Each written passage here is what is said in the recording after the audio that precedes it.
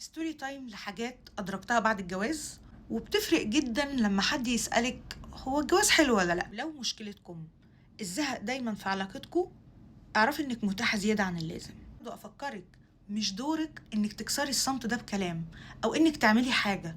انت بس محتاجة تبعدي حبة، ابعدي حبة تزيدي محبة. الحياة مش بس جوزك، اهتمامك بنفسك وببيتك وصحابك وأهلك ومواهبك، حاجات كتير. في حاجتين مهمين جدا قبل أي خناق لو انت متعصبة: فتح كلام كده، حطي هاند كريم ببطء على ايدك، جربيها مرة طيب عشان انا عارفة ان انتوا هتتريقوا عليا، بس جربيها مرة، اسمعي كلامي مرة.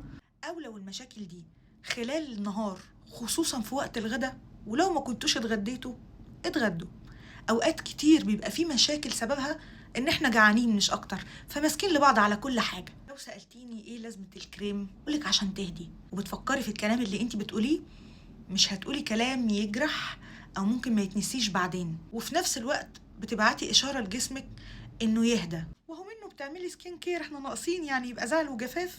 لو زعلانه منه ما تحكيش لحد ولا تشهدي حد عليه، خصوصا لو حد بيحبك زي الاهل او الصحاب، لان انتوا هتتصافوا.